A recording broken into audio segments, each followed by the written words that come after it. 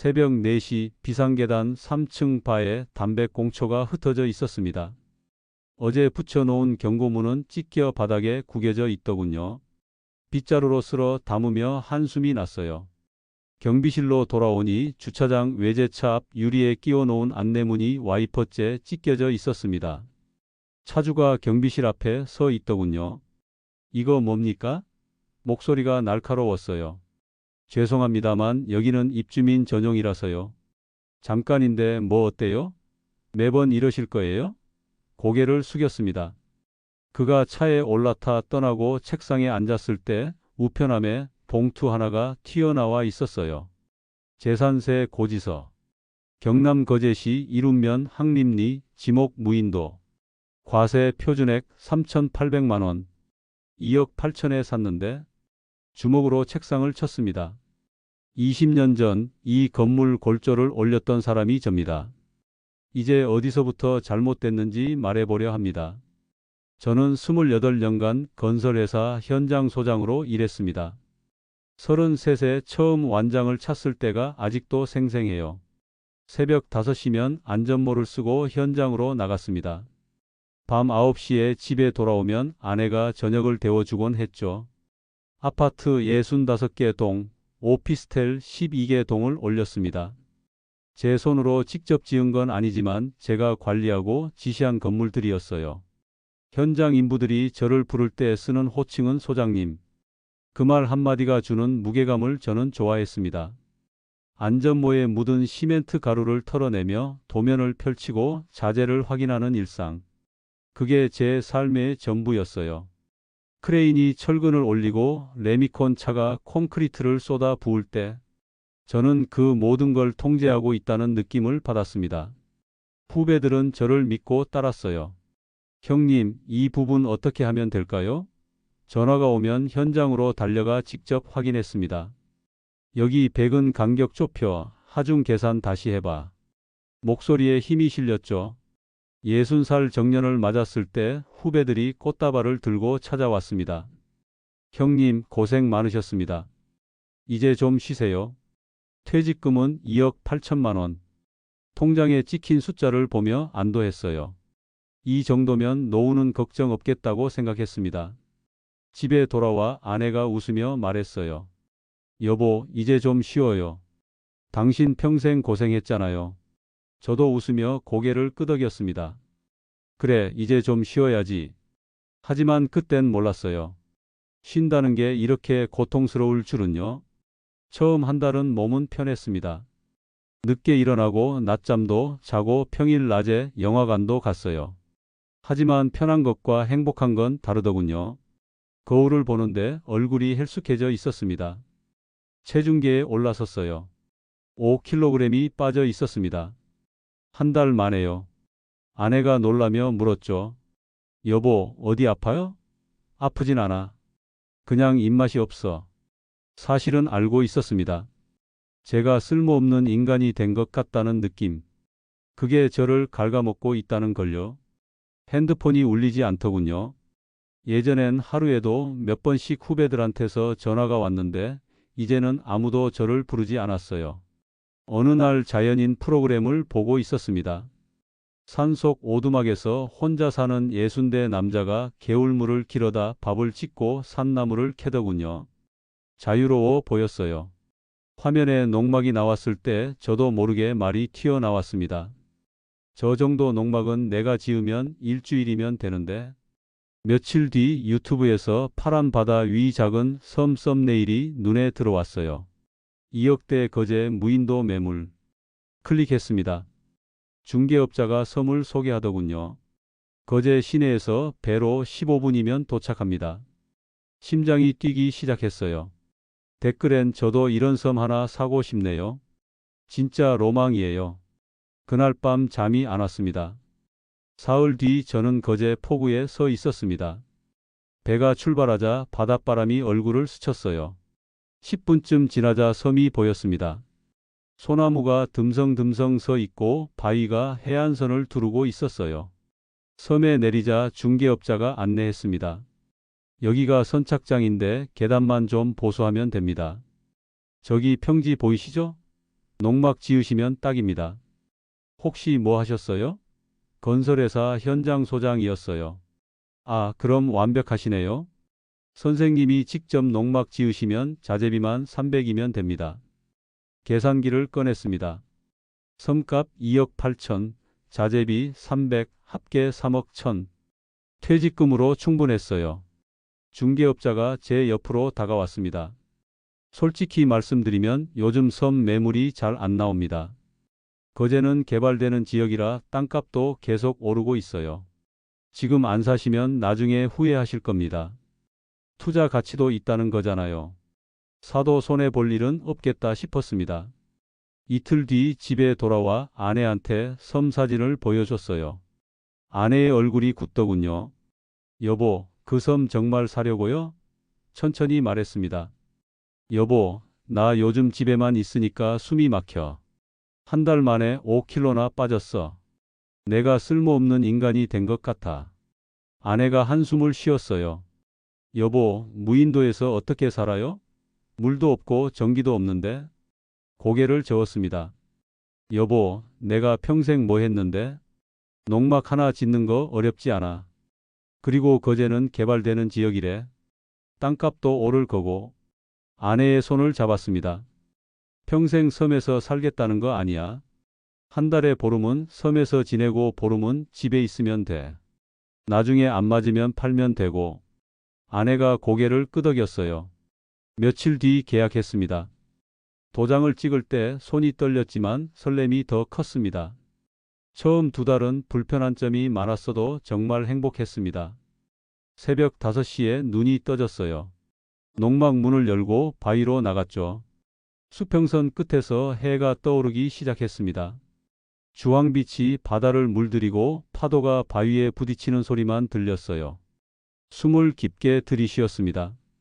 공기가 달랐어요. 현장에 시멘트 냄새도 없고 자동차 매연도 없었죠. 그저 바다 냄새와 소나무 향기뿐. 이게 진짜 자유구나.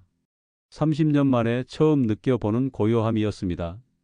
낚싯대를 들고 나가 바위 끝에 앉아 찌를 던졌어요.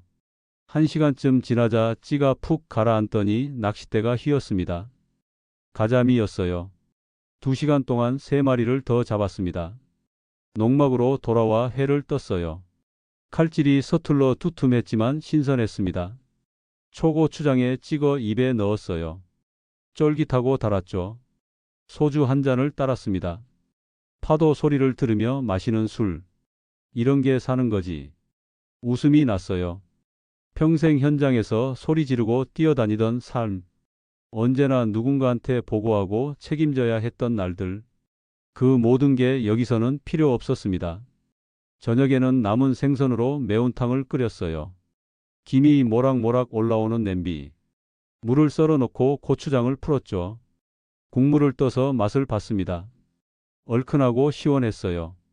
밥 한 그릇에 매운탕을 말아 먹으며 땀이 났습니다. 일몰을 바라보며 바위에 앉아 있으면 마음이 차분하게 가라앉았어요. 하늘이 붉게 물들고 구름이 주황빛으로 변했습니다. 태양이 수평선 아래로 천천히 사라졌어요.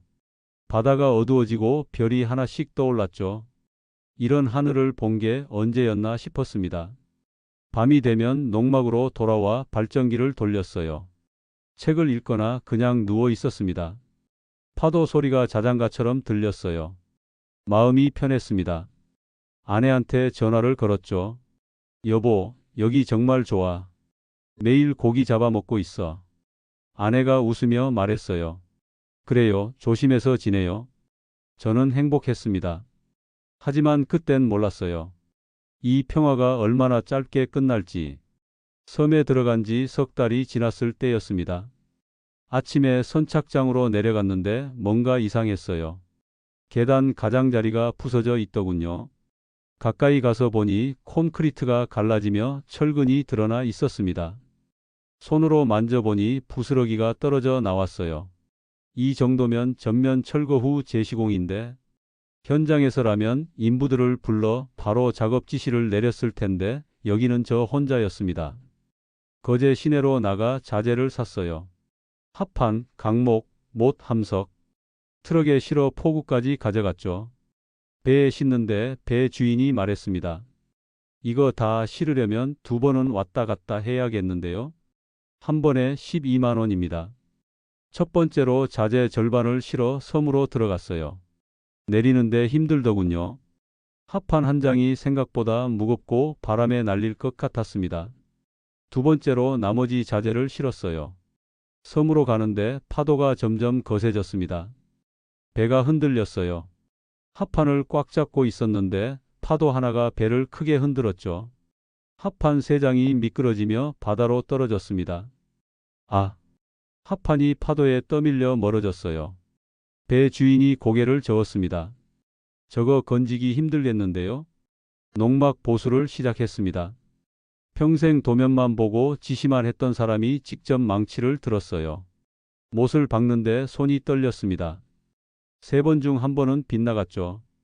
손바닥에 물집이 잡히기 시작했습니다.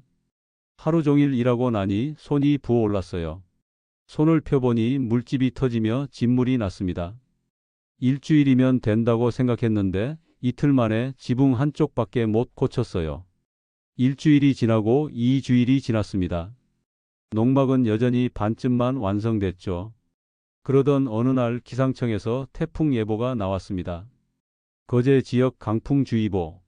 서둘러 함석을 더 고정했어요. 못을 더 박고 로프로 묶었습니다. 밤이 되자 바람이 불기 시작했습니다. 농막이 흔들렸어요. 함석이 덜컹거리는 소리가 들렸습니다.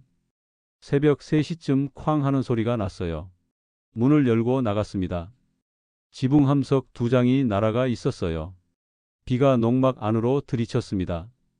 배수 경사를 더 줬어야 했는데 후회가 밀려왔습니다. 아침이 되어 함석을 주우러 나갔어요. 하나는 바위에 걸려 있었고 하나는 바다에 떠 있었습니다. 다시 사야 했죠. 낚시도 안 됐습니다. 처음 2달은 고기가 잘 잡혔는데 석 달째부터는 미끼만 뜯겨 나갔어요. 일주일 내내 낚싯대를 들이웠지만 한 마리도 못 잡았습니다. 냉장고에 있던 생선도 다 떨어졌죠. 라면으로 버텼습니다. 한여름이 왔습니다. 생수통을 들어 올렸는데 텅 비어 있었어요. 다른 통들도 확인했지만 전부 빈 통뿐이더군요.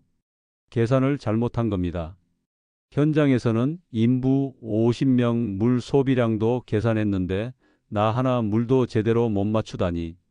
급히 거제로 나가 생수 20통을 샀습니다. 배에 실으면서 배 주인이 말했어요. 12만 원입니다. 섬에 도착해 생수통을 하나씩 날랐습니다. 한 통이 생각보다 무거웠고 거리가 멀었어요. 10번을 왔다 갔다 하고 나니 허리가 뻐근하게 아파왔습니다. 그날 밤 발전기를 켰는데 덜컹거리다 꺼져 버렸어요. 다시 시동을 걸어도 마찬가지였습니다. 랜턴을 켜고 발전기를 열어봤어요. 볼트를 하나씩 풀며 확인하니 엔진 오일이 새고 있더군요. 부품을 빼내는데 손이 미끄러졌습니다. 퉁 소리와 함께 부품이 바닥으로 굴러갔어요. 대굴대굴 구르더니 선착장 틈새로 빠져버렸습니다. 아! 달려갔지만 이미 바다 속이었어요. 다음 날 거제 수리점으로 갔습니다. 이 모델은 단종됐는데요. 부품 주문하면 일주일 걸리고 수리비는 45만 원쯤 나옵니다. 카드를 꺼내는 손이 떨렸습니다. 일주일 뒤 발전기를 찾아왔지만 그 사이 전기 없이 지내야 했어요. 후배 현장 소장들한테서 연락이 왔습니다. 형님, 거제 출장 가는데 잠깐 들러도 될까요? 이틀 뒤 배 한 척이 도착했어요. 후배 셋이 내리며 인사를 건넸습니다. 형님, 오랜만이에요. 악수를 나누고 섬을 안내했죠. 후배들이 농막을 둘러보는 눈빛이 달라지더군요. 형님, 여기서 진짜 사세요? 응, 한 달에 보름씩. 한 후배가 선착장을 가리켰습니다. 형님, 저기 콘크리트 완전히 부식됐는데요. 위험해 보이는데? 알아, 고쳐야 하는데 아직 손을 못 댔어. 다른 후배가 조심스럽게 입을 열었습니다. 형님, 솔직히 말씀드려도 될까요? 고개를 끄덕이자 그가 천천히 말을 이었어요. 형님은 평생 현장을 관리하셨잖아요. 도면 보고 지시하고 확인하는 일. 그런데 이건 관리가 아니라 생존이에요. 그 말이 가슴에 박혔습니다. 낚시를 하러 나갔어요. 1시간이 지났지만 아무것도 안 잡혔습니다. 2시간, 3시간이 흘러도 마찬가지였죠. 후배들 얼굴이 땀과 햇볕에 빨개졌어요. 형님, 너무 더운데 그만하시고 회라도 사 먹읍시다. 낚싯대를 거뒀습니다. 배가 섬을 떠나며 후배가 손을 흔들었어요. 형님, 몸 조심하세요. 혼자 계시는 거 위험하니까요. 파도 소리만 남았습니다. 일주일이 더 지났습니다. 냉장고를 열어봤는데 텅 비어 있었어요. 고기가 한 마리도 안 잡혔거든요. 라면만 먹을 수는 없었습니다. 바위로 나가 물때를 확인했어요. 간조 시간이었죠. 바지를 걷어 올리고 물속으로 들어갔습니다. 허리까지 차오르는 차가운 바닷물. 발밑이 미끄러웠지만 조심스럽게 걸었어요. 바위 틈에 뭔가 붙어 있더군요. 전복이었습니다. 손을 뻗는 순간 뒤에서 파도가 밀려왔어요. 몸이 앞으로 확 쏠렸습니다. 발이 미끄러지며 중심을 잃었죠. 쾅! 이마가 바위에 세게 부딪혔습니다. 눈앞이 하얘지며 정신이 아득해졌어요. 귀에서 윙 소리가 났습니다. 다리에 힘이 풀렸어요. 몸이 물속으로 쓰러졌습니다. 차가운 바닷물이 얼굴을 덮었죠. 의식이 흐려졌습니다. 파도가 제 몸을 흔들었어요. 아무것도 보이지 않았습니다. 그렇게 정신을 잃었습니다. 아내가 저녁 준비를 하려고 전화를 걸었습니다. 오후 3시였어요. 전화벨이 울렸습니다. 1번, 2번, 3번. 받지 않았어요. 이상했습니다. 남편은 항상 전화를 받았거든요. 30분 뒤 다시 걸었습니다. 또 받지 않았어요. 가슴이 철렁했습니다. 1시간 뒤 또 걸었습니다. 신호음만 울렸습니다. 오후 5시가 됐어요. 아내의 손이 떨리기 시작했습니다. 뭔가 잘못됐어. 중얼거렸죠. 오후 6시 아내가 119에 전화를 걸었습니다. 저기 남편이 거제 앞바다 무인도에 있는데 연락이 안 돼요. 위치를 아세요? 네, 좌표 알아요. 핸드폰 위치 추적 동의하시겠어요? 네, 네. 해경에 연락하겠습니다. 조금만 기다리세요. 아내는 거실 소파에 앉아 핸드폰을 쥐고 있었습니다. 손이 파르르 떨렸어요. 제발, 제발. 중얼거렸습니다. 오후 7시 해경에서 전화가 왔습니다. 부인, 지금 출동 준비 중입니다.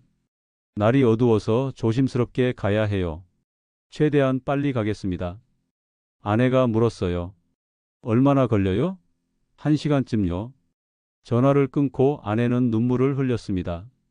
아들한테 전화를 걸었어요. 아빠가 섬에서 연락이 안 돼. 엄마, 진정하세요. 제가 지금 갈게요. 아내는 혼자 거실에 앉아 시계를 봤습니다. 초침이 느리게 움직였어요. 그리고 저는 그때 아무것도 몰랐습니다.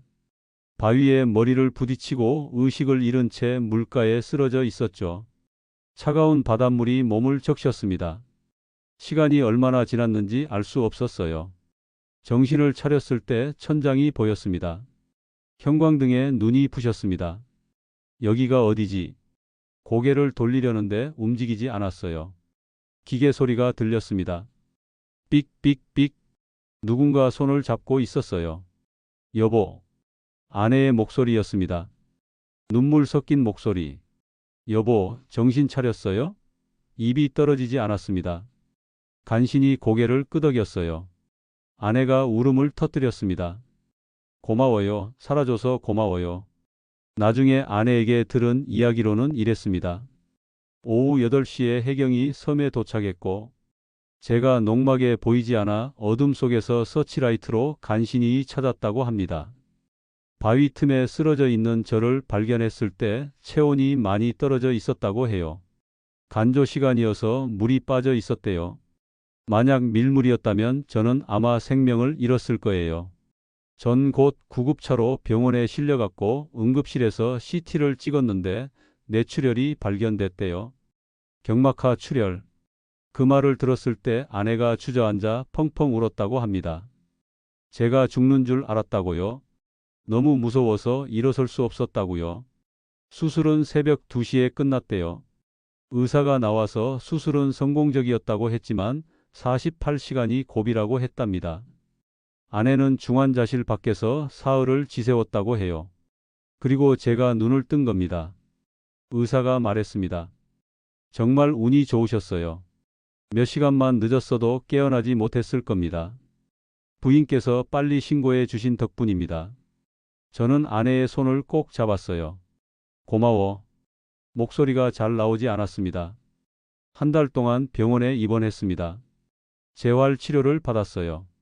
걷는 연습을 했습니다. 천천히 한 걸음씩. 물리치료사가 옆에서 부축했어요. 조금만 더요. 괜찮으세요? 고개를 끄덕였지만 다리가 떨렸습니다. 완전히 회복하려면 6개월은 걸릴 거라고 했어요. 무리하면 안 된다고 했습니다. 2달이 지나 집으로 돌아왔습니다. 걸을 수는 있었지만 오래 걷지 못했어요. 금방 지쳤습니다. 거울을 봤어요. 왼쪽 머리에 수술 자국이 있었습니다. 손으로 만져봤어요. 울퉁불퉁했습니다. 살아있구나. 중얼거렸습니다. 아내가 옆에 와서 섰어요. 여보, 괜찮아요? 응, 괜찮아. 하지만 목소리는 떨렸습니다. 석 달이 지났습니다. 조금씩 회복되고 있었어요. 하루에 1시간씩 걸었습니다. 아파트 단지를 천천히 돌았죠.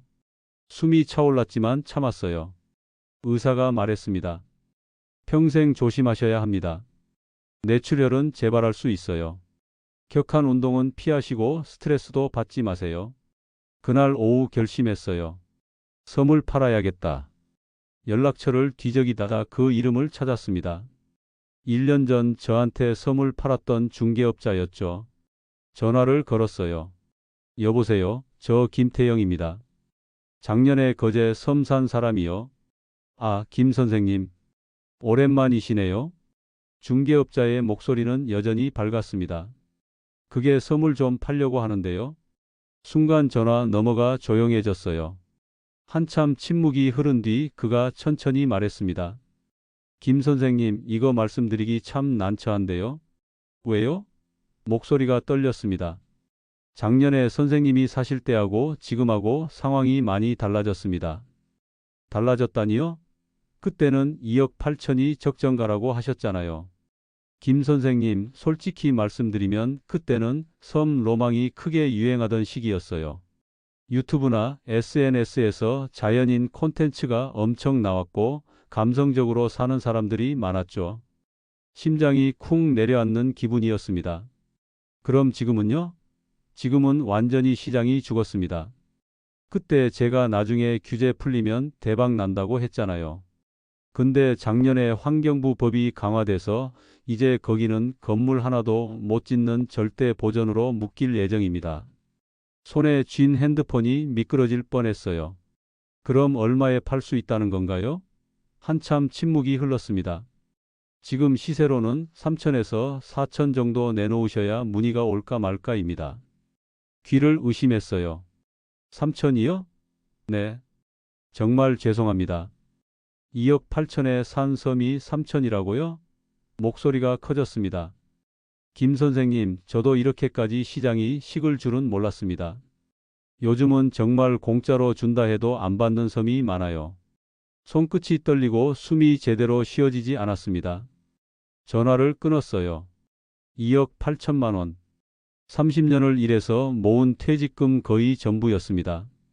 그 돈이 지금 거제 바다 한가운데 묶여서 썩어가고 있었어요. 아내가 부엌에서 나왔습니다. 여보, 전화 누구한테 한 거예요? 고개를 들지 못했어요. 섬 중개업자. 왜요? 섬 팔려고. 아내가 제 옆에 앉았습니다. 얼마라던데요? 입이 떨어지지 않았어요. 3천에서 4천일래? 뭐라고요? 아내의 목소리가 떨렸습니다. 2억 8천 준 섬이 3천이라고요? 천천히 고개를 끄덕였어요. 아내가 제 손을 꼭 잡았습니다. 여보, 괜찮아요. 당신이 살아있는 게 더 중요해요. 돈은 다시 벌면 돼요. 2년이 지났습니다. 섬은 여전히 안 팔렸어요. 매물로 내놓았지만 전화 한 통 오지 않았습니다. 세금 고지서는 해마다 나왔어요. 통장 잔액이 1,500만 원까지 떨어졌습니다. 저는 많이 회복했어요. 걷는 게 자연스러워졌습니다. 하지만 오래 서 있으면 여전히 어지러웠어요. 격한 운동은 할 수 없었습니다. 어느 날 저녁 가계부를 펼쳤습니다. 생활비가 계속 나갔어요. 병원비도 많이 들었습니다. 이대로는 안 되겠다 싶었어요.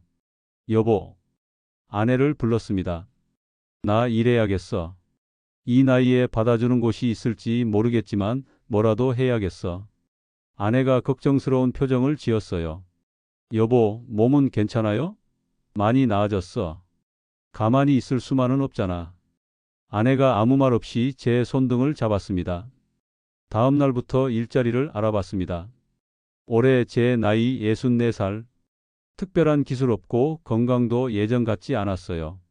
뇌출혈 병력이 있었습니다. 선택지는 많지 않았어요.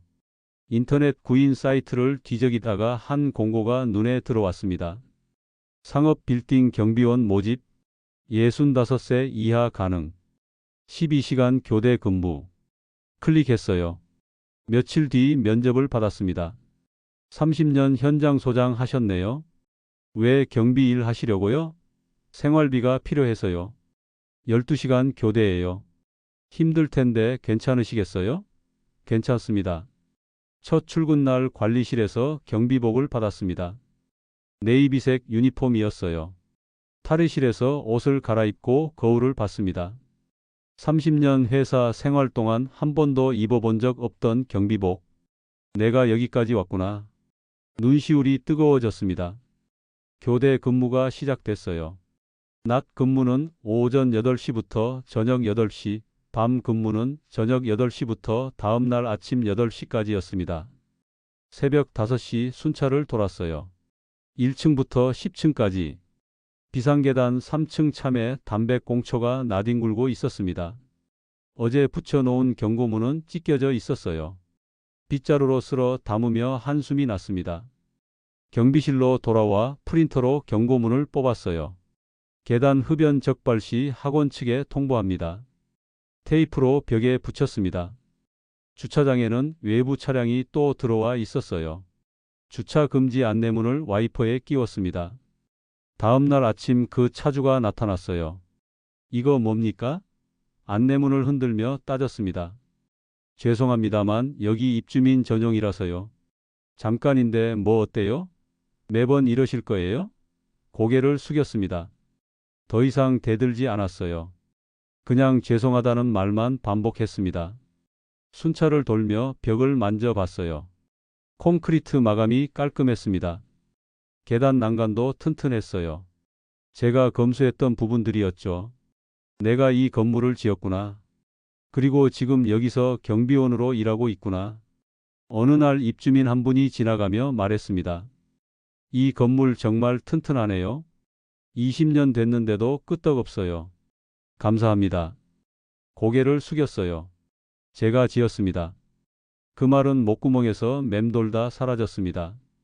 섬은 3년째 안 팔리고 있습니다. 세금은 해마다 나와요. 하지만 이제는 조금 다릅니다.